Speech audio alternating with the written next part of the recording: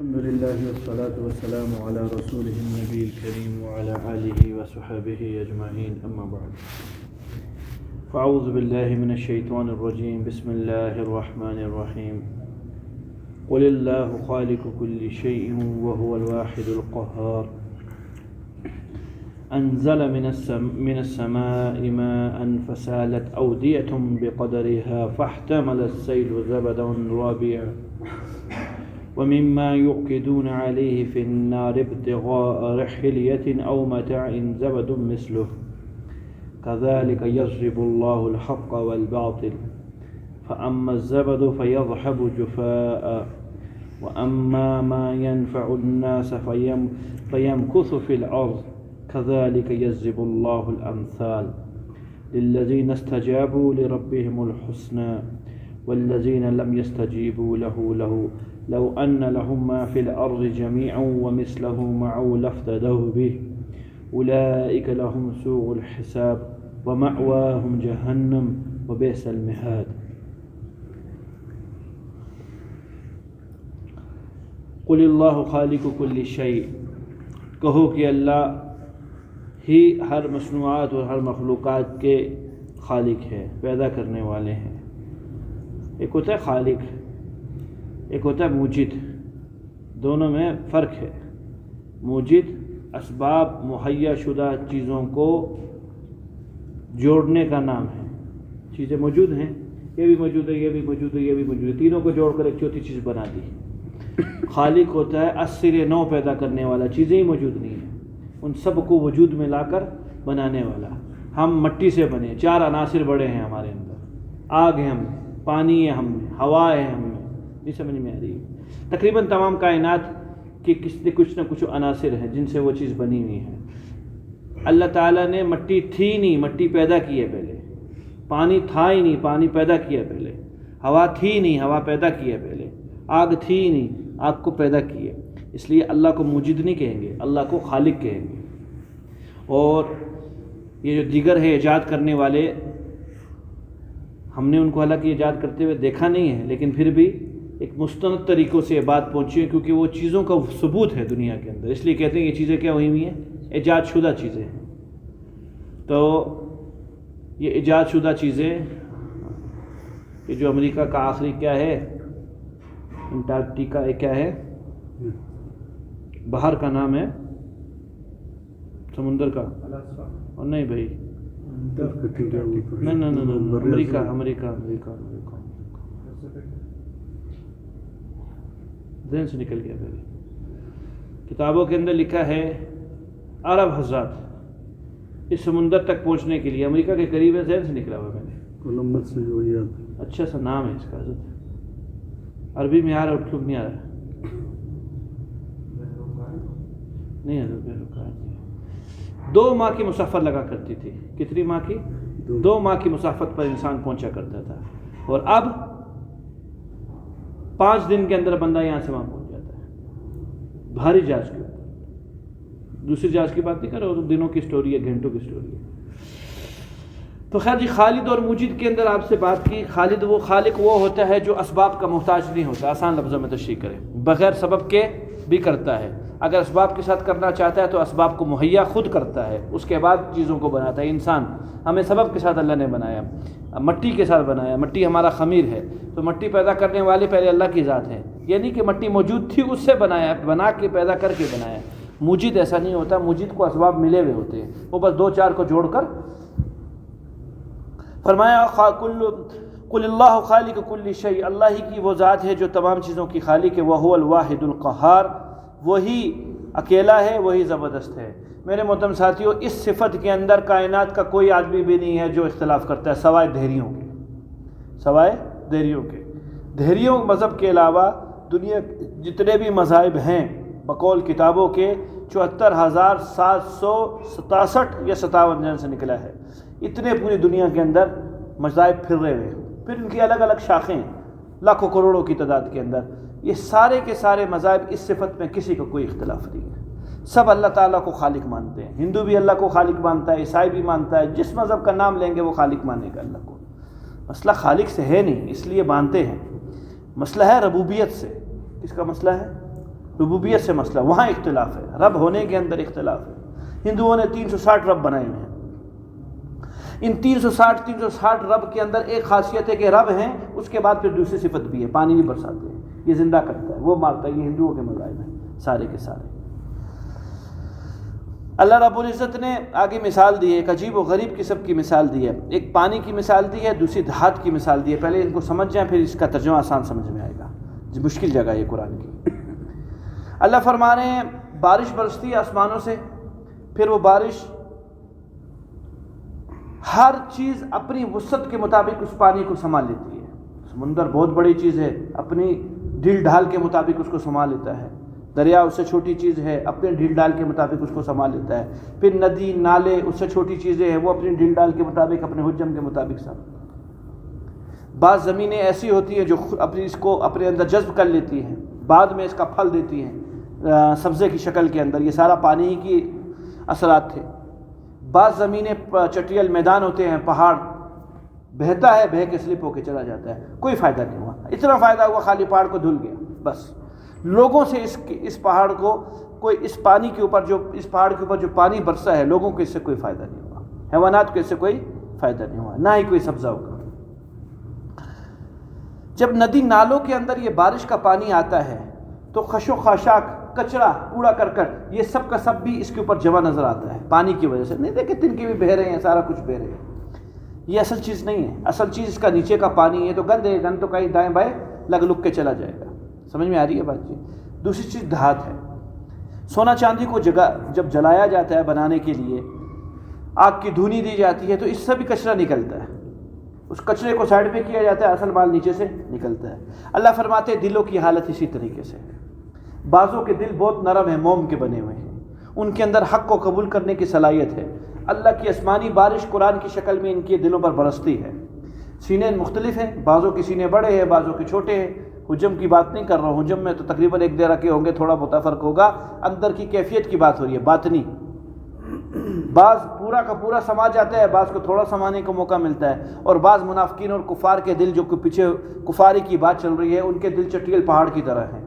پانی برستا ہے، برس کے گزر جاتا ہے، ان کے دلوں کے اوپر کوئی اثر نہیں ہوتا۔ یہ مہر یافتہ دل ہیں، جن کے دلوں پر اثر نہیں ہوتا، ان کے دلوں پر اللہ نے مہریں لگائی ہوئی ہیں، جس کی بنیاد کے اوپر اثر نہیں ہوتا ہے۔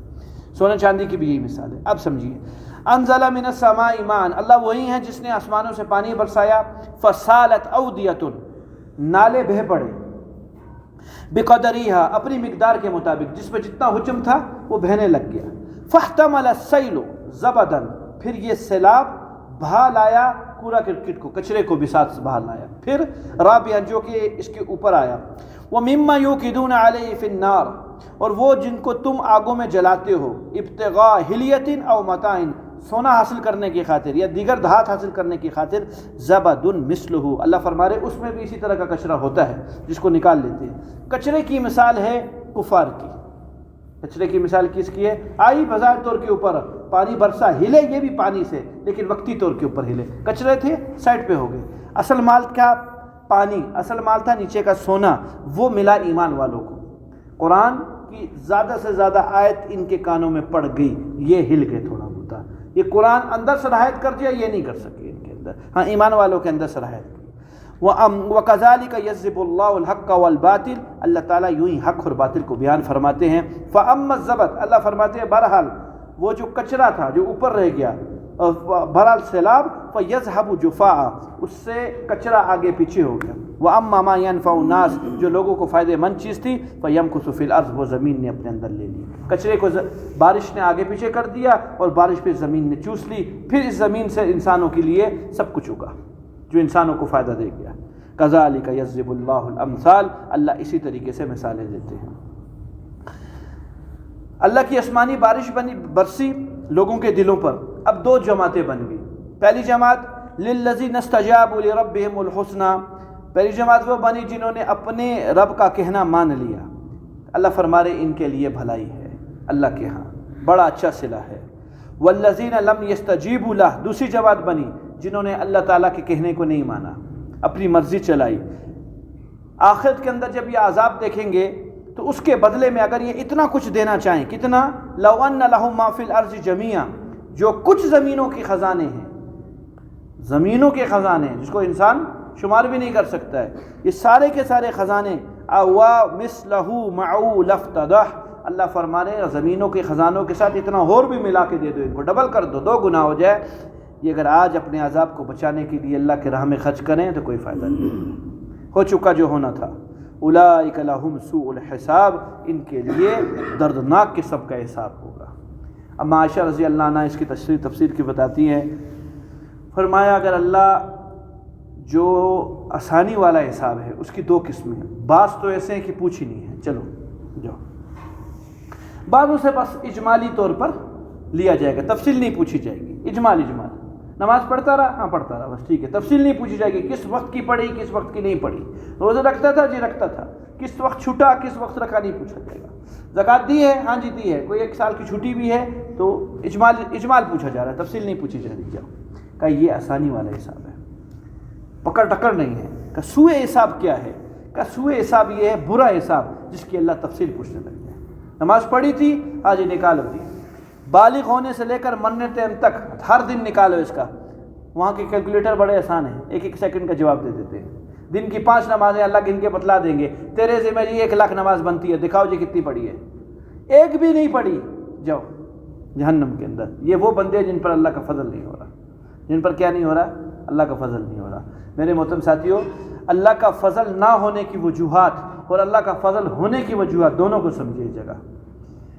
اس آدمی کا کیا کمال جس پر اجمالی حساب کیا گیا، اور اس آدمی کا کیا قصور جس سے تفصیلی حساب کیا گیا، ایک بات۔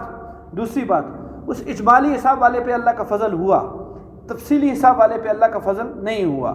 ایک نماز پر بھی چلے جاؤ، سروس ہو کے واپسی آ جاؤ۔ وجہ میرے بھائیوں، ان دیگر وجوہات میں ایک سب سے بڑی وجہ دعویٰ، کیا آج کا نیا سبق ہے، دعویٰ۔ جس کا اجمالی حساب کیا یا جس پر اللہ نے فضل کیا، اس کی زندگی کے اندر دعوے نہیں ملے، یہ دعویٰ نہیں کرتا تھا کسی چیز کا۔ دعویٰ کبر کی نشانی ہے، کس کی نشانی ہے؟ کبر کی نشانی ہے۔ اور دوسرا بندہ اعمال کے ساتھ ساتھ دعوے بھی کیا کرتا تھا۔ دعویٰ اللہ کو پسند نہیں ہے۔ دعویٰ کس کو پسند نہیں ہے؟ دعوے کا مطلب ہے میں کوئی ذات ہوں، جو دعویٰ کرتی ہے کبر ہے، کبر اللہ کو پسند نہیں ہے۔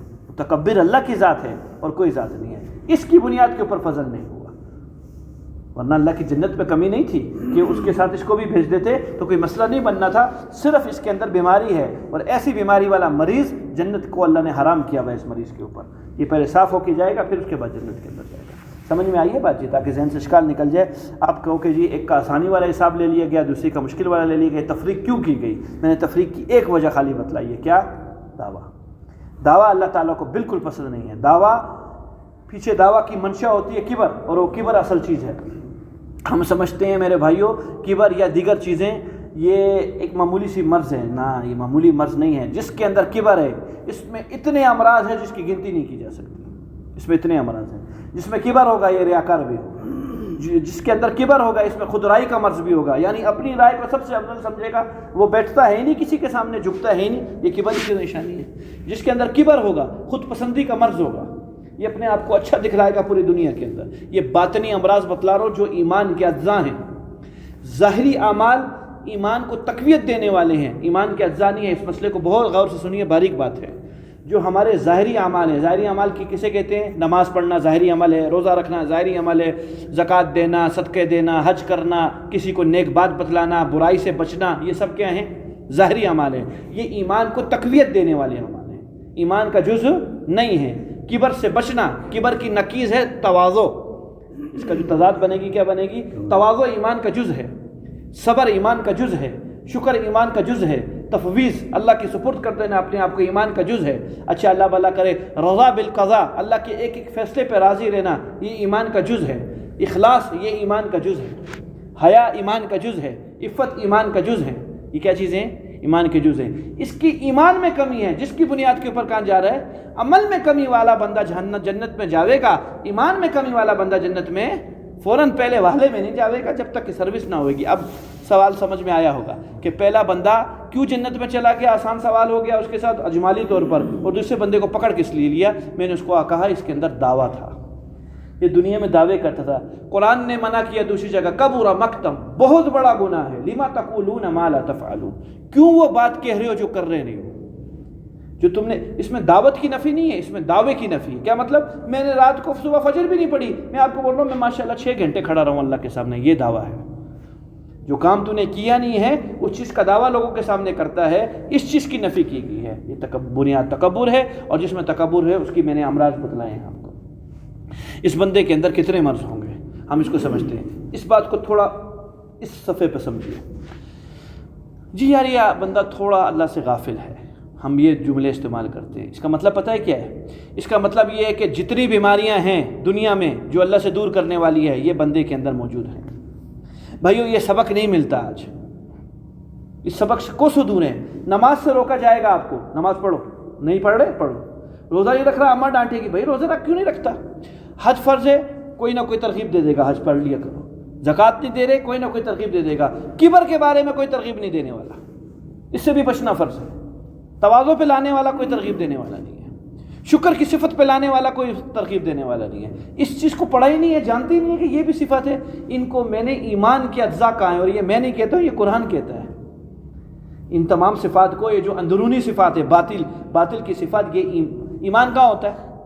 باطل میں۔ یہ صفات کہاں ہوتی ہے؟ کوئی آدمی اپنی تواضع نہیں دکھا سکتا۔ ہم کہتے ہیں یہ شخص بڑا جھک کے چل رہا ہے، متواضع ہے۔ نہیں، یہ تواضع نہیں ہے۔ جھک کے چلنا متواضع کی علامت نہیں ہے۔ نہیں سمجھ میں آئی؟ یہ سب چیزیں عمل کے اندر پتہ چلتی ہے، دکھلا کوئی نہیں سکتا ہے۔ کوئی کسی کی چیز، یہ بڑا پر اخلاق آدمی ہے۔ اچھے جملے کہنے سے اخلاق تھوڑی نظر آ جاتے ہیں، اخلاق وہاں نظر آتے ہیں۔ سنیے جی، حضرت آ رہے ہیں جی عبداللہ بن مسعود رضی اللہ عنہ، منشا نبوی سمجھتے ہیں، بہت اچھی طرح جانتے ہیں رسول اللہ صلی اللہ علیہ وسلم کا یہ جو جملہ کہنا ہے اس سے مراد کیا ہے، لیکن پھر بھی اطاعت کرتے ہیں۔ مسئلہ سمجھیے، حضرت جمعے کے دن تشریف لا رہے ہیں، جناب رسول اللہ علیہ السلام خطبہ دے رہے ہیں، آپ کی زبان مبارک سے ایک جملہ نکلتا ہے، بیٹھ جاؤ۔ کیا نکلتا ہے؟ بیٹھ جاؤ۔ حضرت کو معلوم ہے مجھے نہیں کہہ رہے، کیونکہ مجھے تو دیکھا ہی نہیں ابھی تک حضرت نے۔ بھائی مخاطب کو میں آپ کو دیکھوں گا تو آپ کو حکم دوں گا، نہ دیکھا ہی نہیں تو حکم کہاں سے دوں گا؟ میں تو ابھی باہر ہوں، جوتیوں میں جگہ تھی، اگلا بیٹھ گیا۔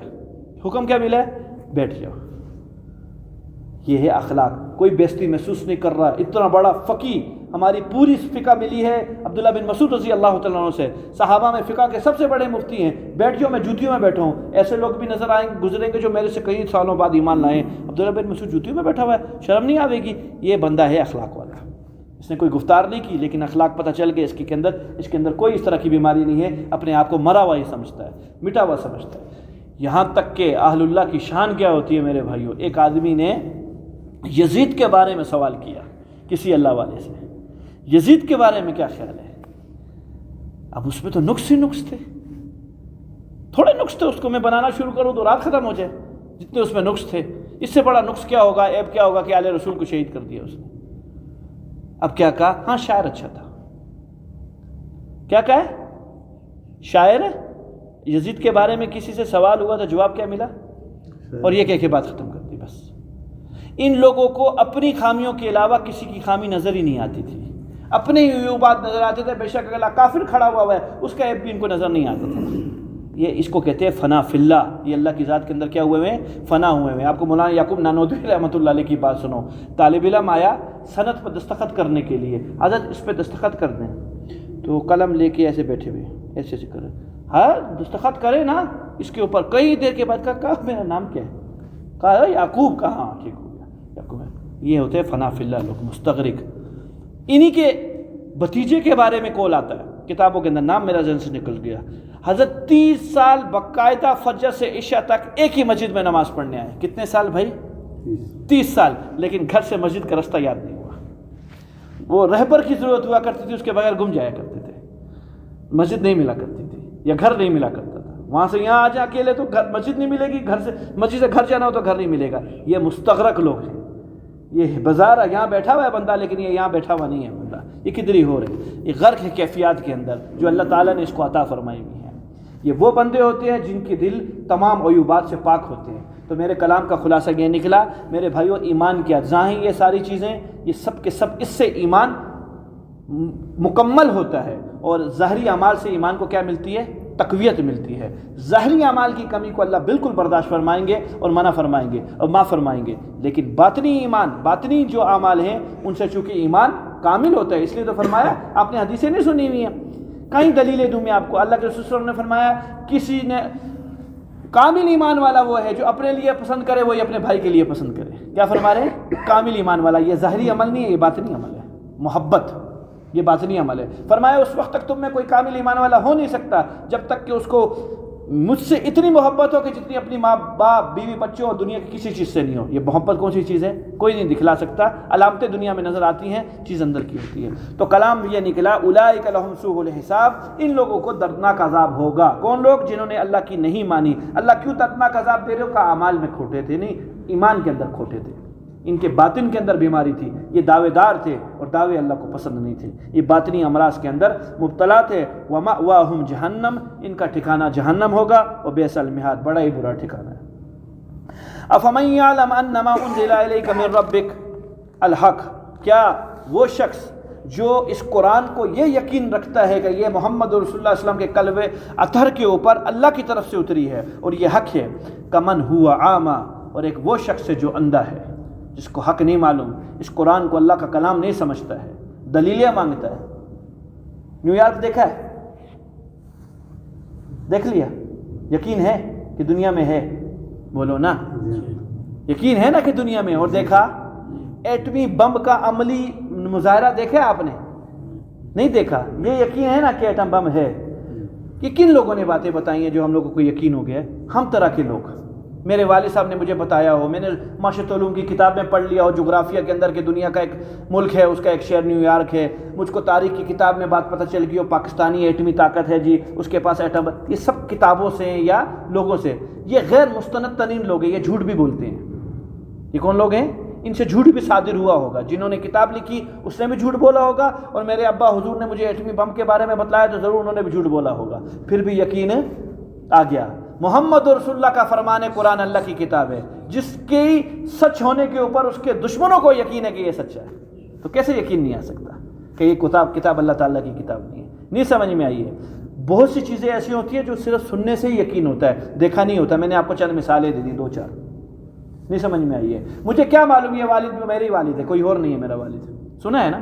اس ٹائم پہ میرے کو ہوش و حواس تھی کہ یہی میرا ابا ہے. جس ٹائم میں پیدا ہوا سن اس نے بھی کہا، اماں نے بھی کہا، پھپھی نے بھی کہا، فلاں نے بھی کہا، یقین ہو گیا یہ میرا باپ ہے. اگر کوئی میرے کو کسی اور کی طرف نسبت کرے گا لڑنے کے لیے لگ جاؤں گا میں، کیونکہ حالانکہ سنی ہوئی بات اس نے دیکھی نہیں ہے. تو بہت سی چیزوں کا علم کس سے ملتا ہے؟ صرف سننے سے ملتا ہے. یہ قرآن بھی ہمیں سنا ہوا علم ہے، ہم نے دیکھا نہیں ہے. نہ قرآن اترتے ہوئے دیکھا ہے، نہ ہم نے قرآن کی وحی کی کیفیت کو جانتے ہیں. صرف رسول اللہ صلی اللہ علیہ وسلم کی آپ کی احادیث اور کلمات ہم تک پہنچے ہیں. حضرت کا فرمان ہے قرآن کس کی کتاب ہے؟ اللہ کی کتاب ہے. فرمایا وہ انسان جو کہ اس کتاب کو اللہ کی قرآن مانتا ہے اور حق مانتا ہے، اور دوسرا نابینا ہے، غریب اندھا ہے، دلی طور پر اندھا، ظاہری آنکھوں والا ہے، کہ یہ دونوں برابر نہیں ہو سکتے. انما یتذکر اولو الالباب. کمال بات فرمائی. اللہ فرماتے ہیں سمجھ، اس قرآن پر یقین تو سمجھ والا ہی رکھے گا، جس کو اللہ تعالیٰ نے کیا عطا فرمائی ہو؟ عقل عطا فرمائی ہو. عقل بڑی نعمت ہے میرے بھائیو. عقل سے یاد آ گئی، ہنسنا نہیں، اس کے متعلق بات آئی. بادشاہ سلامت کی زبان مبارک سے کچھ کلمات نکل گئے. پہلے زمانے کے بادشاہ فارغ ہوا کرتے تھے، آج کل کے بادشاہ مصروف ہوتے ہیں، اس لیے ان کی زبانوں سے ایسے جملے نکل جاتے تھے. مولانا بجلی گھر کے بارے میں آپ نے نام سنا ہے؟ ہاں، بلا تھی، فوت ہو گئے رحمۃ اللہ علیہ. بلا تھی، عجیب تاثیر تھی ان کے کلام کے اندر. پر اردو نہیں آتی تھی، اس لیے اردو میں ان کی کوئی بیان نہیں ملے گا، سارا پشتو میں پشاور کے تھے. زبان تھوڑی تیز تھی تو کچھ نازیبا الفاظ بھی کہہ دیا کرتے تھے کفار کے متعلق، یا اس طرح کے جو لادین طبیعت، الہادی طبیعت کے لوگ ہیں ان کے لیے، یہ جو روشن خیال لوگ ہیں ان کے لیے. تو کسی نے کہا تھا حضرت آپ مبارک مجلس میں بیٹھ کر اس طرح کے جملے کہہ دیتے ہو، اللہ کے رسول اسلام نے تو کبھی نہیں کیا. تو کمال بات بولی. کہ رسول اللہ کے سامنے صحابہ کرام بیٹھے ہوئے تھے اور میرے سامنے تم بیٹھے ہو، یہ تو میں یہ کہتا ہوں، میرا دل چاہتا ہے میں تم لوگوں کو سر پھوڑ دوں. یہ حضرت فرمایا کرتے تھے، عجیب بات کہتے تھے. خیر جی، بادشاہ سلامت کی زبان مبارک سے الفاظ نکل گئے. بوڑھوں میں عقل ہوتی ہے. کس میں عقل ہوتی ہے؟ بوڑھوں کے اندر عقل ہوتی ہے. جوانوں میں اتنی عقل نہیں ہوتی، چونکہ بوڑھا تجربہ کار ہوتا ہے، مشاہدوں سے انسان کی عقل بڑھتی رہتی ہے. تو اس نے مشاہدے زندگی کے بڑے کیے ہوتے ہیں، کبھی غلطی کی ہوتی ہے، اسے سبق سیکھا ہوتا ہے، کبھی کچھ کیا ہوتا ہے، اس کی عقل زیادہ ہوتی ہے. جوان میں اتنی عقل نہیں ہوتی ہے، جذباتی لوگ ہوتے ہیں. یہ کلام نکلا بادشاہ کے منہ سے. جو دائیں بائیں وزیر مشیر تھے وہ سب کے سب ماشاءاللہ نئی نسل تھی، جذباتی خون. تپتا ہوا، وہ نوجوان تھے، ان کو یہ بات بری لگ گئی. کہا حضرت ثابت کریں ابھی آپ اس بات کو، یہ جو دعویٰ کر بیٹھے ہو کہ بوڑھوں میں عقل ہوتی ہے. اب بادشاہ خود بھی تھوڑا تذبذب کا شکار ہوا، یا اللہ میں ایسا بوڑھا کون سا لاؤں جو کہ میرے معیار کے مطابق ان لوگوں کو مطمئن کر دے اور عقل والا ہو.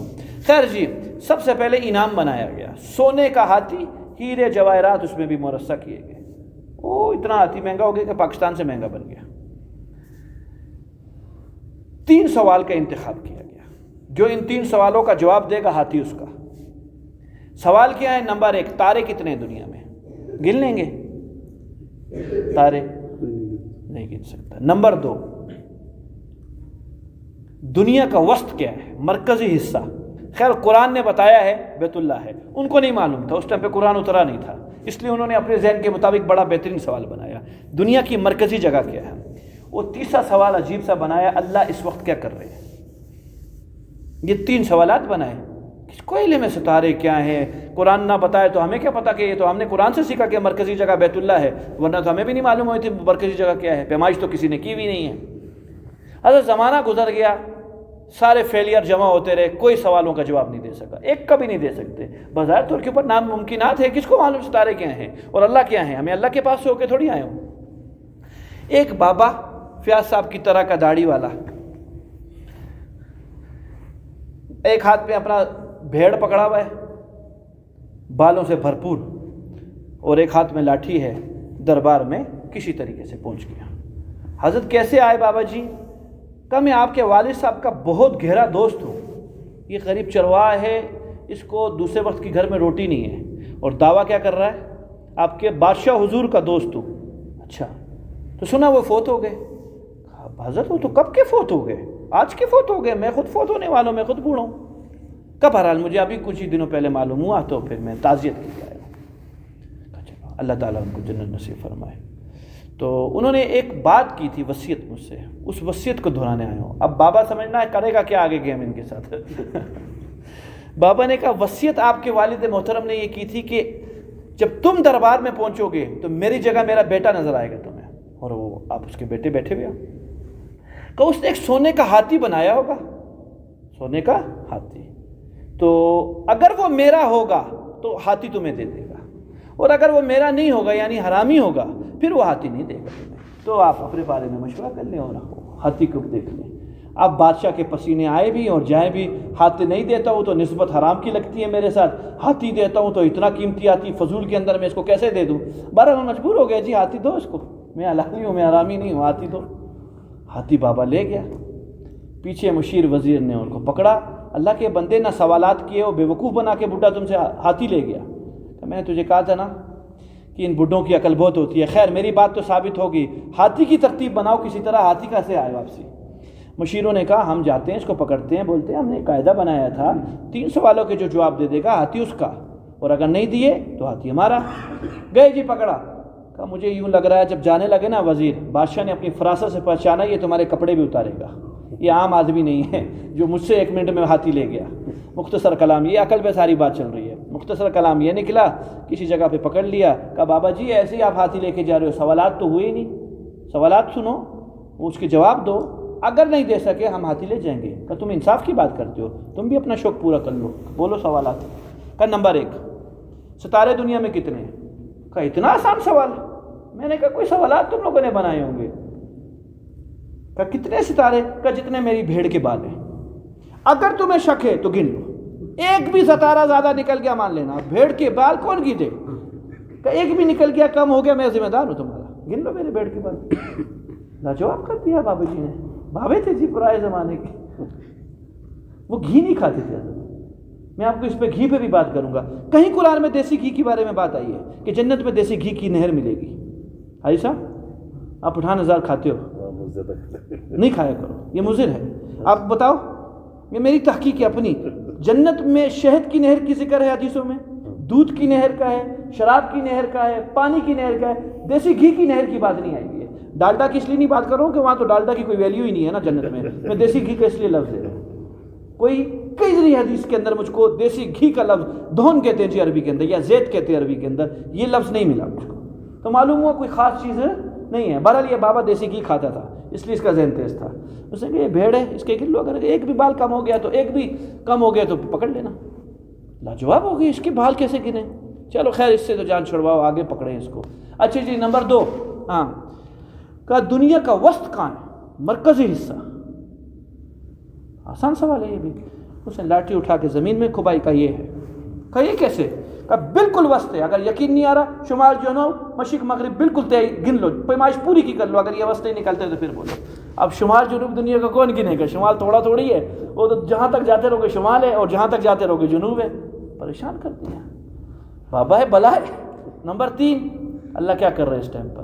کہا ہاں یہ عام سوال کیا، پہلے تو فضول کر گئے تم، خام خواہ سوال بنائے ہوئے تھے. اللہ اس ٹائم پہ کیا کر رہے ہیں؟ یہ عام سوال ہے اور اس کا جواب بھی اہم ہے. کہ وہ کیسے؟ وزیر صاحب اتری آپ گھوڑے سے نیچے، اتروایا کا کپڑے اتارے. ڈر لگ گیا کہ بادشاہ نے کہا تھا یہ کپڑے اتروائے گا، اور یہ کپڑے اتارنے کی بات کہا کپڑے اتارے، سوال اہم ہے، جواب بھی اہم دیا جائے گا.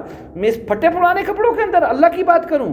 آخر بڑے اونچے کپڑوں میں کرنی چاہیے نا، پاک صاف. ہاں یہ واضح بات کرتا ہے. وزیر صاحب نے اپنے کپڑے اتار کے کہا ایسے نہیں ہے، اللہ جب بات کریں گے تو تم سب کو رعایا بننی پڑے گی. ان سب نے تو باقیوں نے تو اس طرح کے کپڑے پہنے ہوئے جو وزیروں والے کپڑے، سب کپڑے اتارے. اللہ بات کرنے لگے.